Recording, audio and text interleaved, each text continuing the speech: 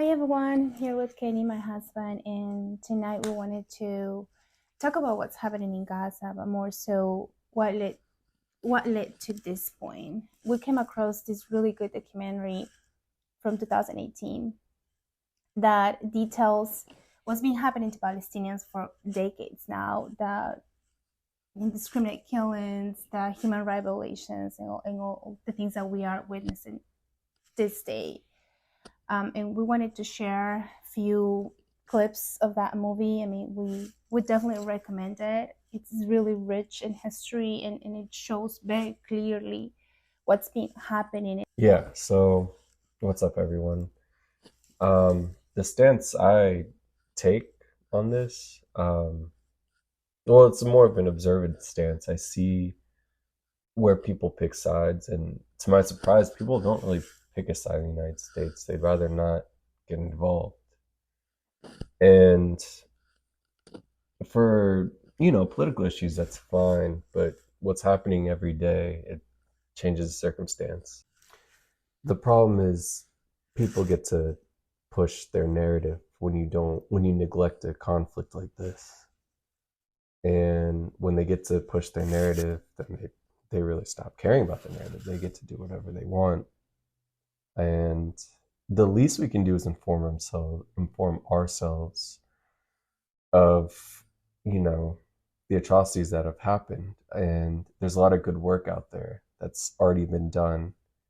People risk their lives making these documentaries, and there's a reason why press has been targeted. When you wear a medical field, you're supposed to be protected from that. Aside from maybe an accidental airstrike, I understand that's a big target and a lot of casualties can happen.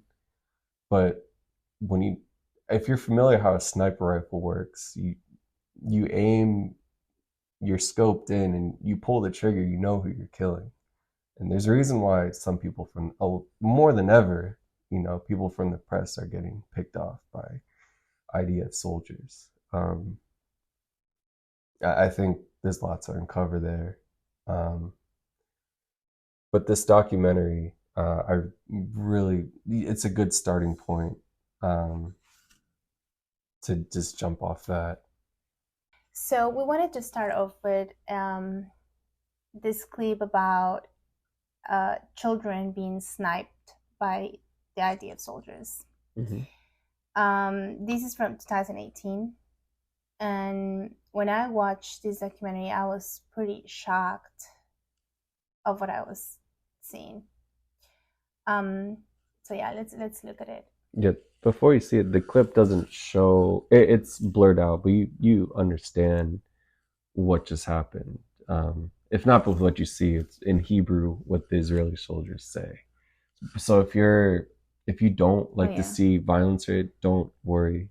But it's important that you get this message relayed.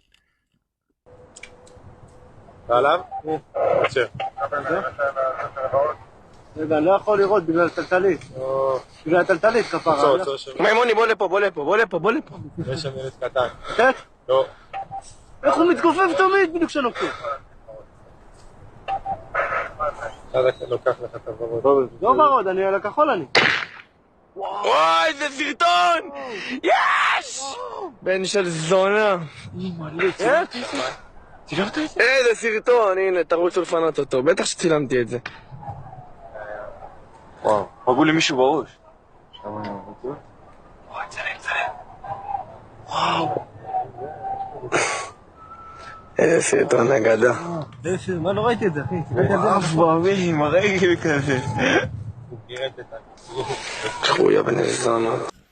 So there's a lot to look at in that clip. For starters, let's call it what it is. It's murdering a child. But a couple more things to dissect from that is the demeanor of the IDF soldiers. It's comical to them, apparently. The way they describe what they just did, the body actions after you shoot a child, they think that's funny. Also, their lack of comprehension of if you notice, the Palestinian people, after that child was shot, they didn't run for cover, knowing that there's more sniper fire on the way. They didn't run for their lives. They didn't run for the persecutor, the one that just shot the child. They didn't even do that. They ran for the child to retrieve his body, because they've done this before multiple times. It's their life at this point. And whether children dying, if you find a way to excuse that, there's a lot to look at there. But ask yourselves, why shoot the kids? Why shoot the children? I won't answer that for you. Just, it's something to ask yourself. So the next clip is it's about Rassam, where honestly she deserves her own video. She really is a hero. She's a female medic, and she was helping the wounded. This peaceful protest called the March for Freedom. People in Gaza coming back into Israel, where they were expelled back to their own land. Peaceful. They didn't have any weapons.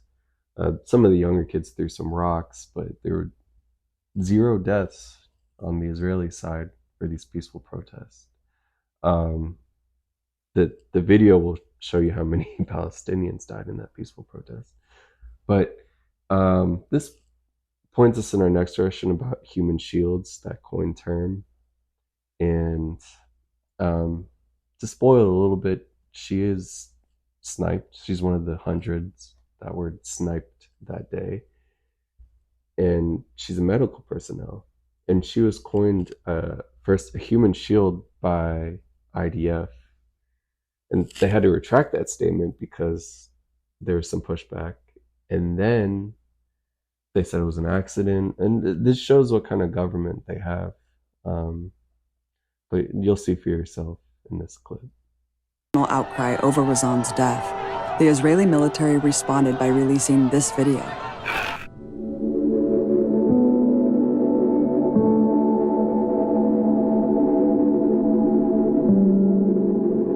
أنا المسعفة رزان النجار. أنا هنا على خطوط التماس أشكل درع بشري. In the actual video that's not maliciously doctored, Razzan clearly explains how she shields the wounded and dying to save their lives, as any combat medic would say.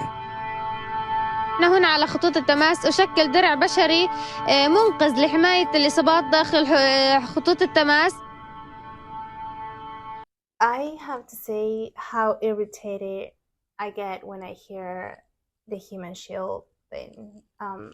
We do it. We hear often from the government of Israel, from the government of the United States, whenever they ask a question related to a crime committed, and they say that Hamas uses everyone as human shields, and therefore they're a legitimate target. So they don't have to take accountability, whether someone's raising a white flag over their head in an evacuation zone, then they're not going to face any charges for that. Yeah, it's just bananas, and it's just very irritating to hear these cheap responses to justify the crimes. So yeah, take it by the word of the ex-IDF soldiers that couldn't stand in that regiment anymore. No, don't believe my word. And if you have a prejudice against, Palestinian word, I understand if you're on the other side, but listen to your own people if you're Israeli. That's a pretty strong argument. So the documentary is named Gaza Fights for Freedom, and I challenge everyone to watch it.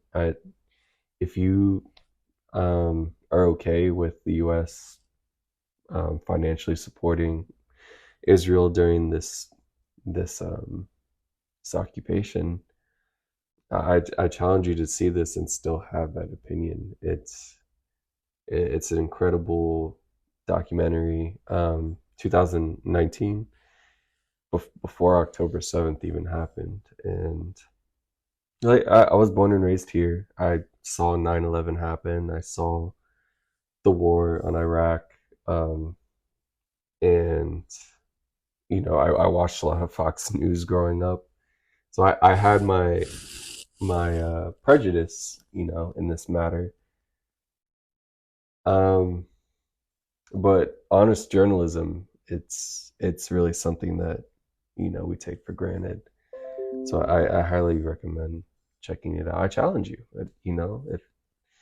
if you feel like you don't care about the matter, this is only going to get worse. And World War One started with a lot less. World War Two happened because of World War One. So if you feel like it doesn't concern you, I would think again.